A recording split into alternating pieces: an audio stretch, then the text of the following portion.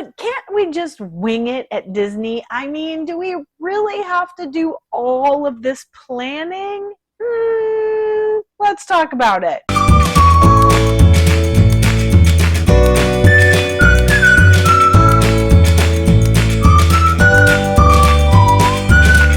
Hi friends, this is Laura Krumzak with the Disney Slowdown, and while I am 100% in favor of slowing down and savoring the moments while you're at your Disney vacation, I'm not exactly sure that winging it is the best idea. But what if you're just this free spirit person who is completely fine with just going with the flow and seeing what happens? I understand. I get it completely. There's a spectrum of attitudes. You can either be a super planner, detailed all the way, every minute is accounted for, all the way to wherever the wind takes you. I kind of fall in the middle, maybe a little more toward the free spirit. I do have my moments of winging it, probably more often than not, but Disney is a little bit of a different animal. What I'd like to help you with is keep your free spirit ideals, but give you just a couple of things to focus on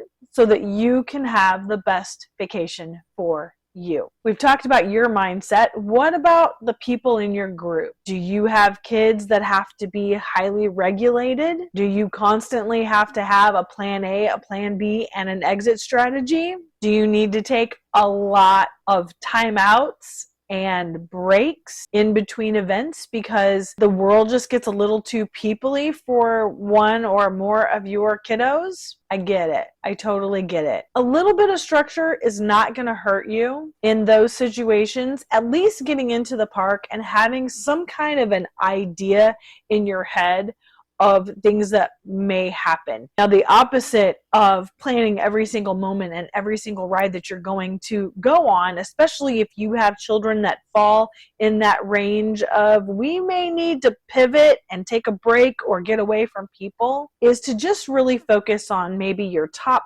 3 goals for each park. What are your priorities? Riding the rides, meeting the characters, eating the food, seeing the live shows and entertainment? Sit down with your kids. Sit down and plan this little part. What would they like to do? What would they like to see? And if you have a group of free spirits, then good on you. Get into the park. You can pull up the app, see what the wait times are, and decide from there. Let your free spirit fly. I will give you one tip though. You probably want to be mindful of the lands and where you're going, because if you do a lot of bouncing back and forth, like let's say you're going into Magic Kingdom and you see that Seven Dwarfs Mine Train is a 30-minute wait, Jungle Cruise is a 20-minute wait, Space Mountain is a 25-minute wait. But you've heard that Seven Dwarfs Mine Train is really popular. So you run all the way back to the back of the park to get in line for Seven Dwarfs Mine Train, and then you come back to the front for Jungle Cruise. And then somebody decided that they want to go see Dumbo, so you go over to Storybook Circus. Oh, but then we've got Haunted Mansion. We want to do that. You're going to be putting in a lot of steps and you're going to be wearing little legs out. So you might want to get a little bit of an idea of maybe going in a circle. Go left. Most people go right. Go left. I understand the whole rope dropping and the most popular rides and the long wait lines. Yes, Seven Dwarfs Mine Train is going to be in that. So maybe that's one beeline that you make in Magic Kingdom. If you're there for rope drop along with everybody else, head right for Seven Dwarfs Mine Train. But after that one ride, kind of go in a circle and try to avoid crisscrossing the park multiple times. After you get your priorities set, the second thing that you really need to learn about is the virtual queue. It doesn't matter if you are going to Disney World next week, next month, or in 5 years. That virtual queue is here to stay. Whenever Disney has a new ride, they automatically put it on the virtual queue. There will not be a standby line for those rides that have the virtual queue. I did a short teaching you how to get into the virtual queue, I'm going to link that right here for you. Currently, Guardians of the Galaxy over in Epcot has a virtual queue, or you can purchase an individual lightning lane. You cannot just walk up to Guardians and get in line and stand there to wait your turn. You have to get in the virtual queue, or you have to pay to ride that ride. In Magic Kingdom, Tiana's Bayou has a virtual queue, and it's also part of the Multipass Lightning Lane. So if you are purchasing the Multipass Lightning Lane, you can choose Tiana's Bayou as one of your selections if there are spots available. You can also get into the virtual queue at 7 a.m. or 1 p.m. 1 p.m. you have to be in Magic Kingdom. Same with Guardians. 1 p.m. you have to be in Epcot. 7 a.m. you only have to get up early to secure your spot.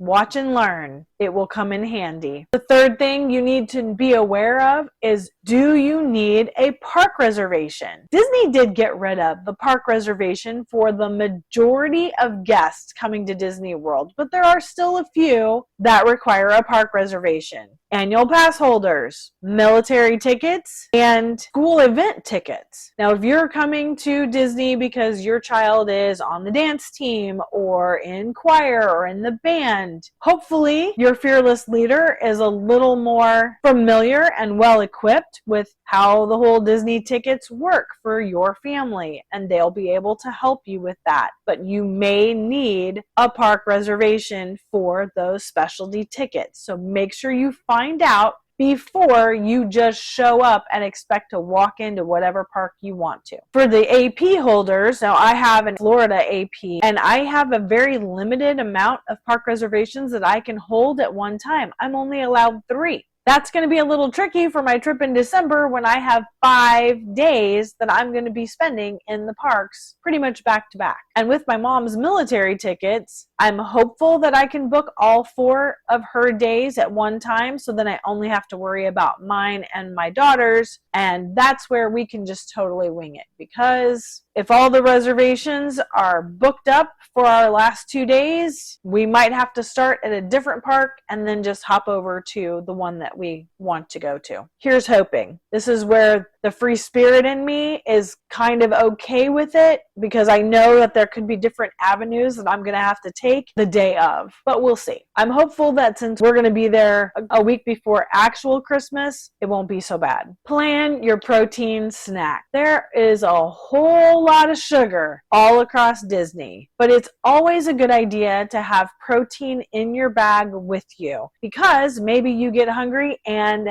everybody else has the same idea. The lines are long, mobile order may be 45 minutes out. There's no need to get hangry when you can pack trail mix, an array of nuts, protein bars, meat sticks, beef jerky. You get the idea. Put that protein in your bag to help tide you over to when you can go and eat. And also maybe just to save a little bit of money. You don't have to eat 3 meals a day in the Disney bubble. You can bring in your own food. You just can't bring in a bag of ice. So if you have a cooler bag and you can put an ice pack in there and that's sufficient, perfect. Do that. Save a little cash. Otherwise, peanut butter crackers are a great thing to have in your park bag, just to hold you over until you can get some real food. And to piggyback on top of those protein snacks, there are items that you are going to want to bring with you for all kinds of reasons. I did a video about park bag essentials. I'm going to link that here for you. That's going to be important for you to kind of get a handle of. Don't show up to Disney totally winging everything with no park bag. There are some very key essentials that you are going to want to bring to have just in case. And that's it. That's all the planning that I would request your free spirit heart to handle. After you get those things down, go for it. Flutter around until your heart's content.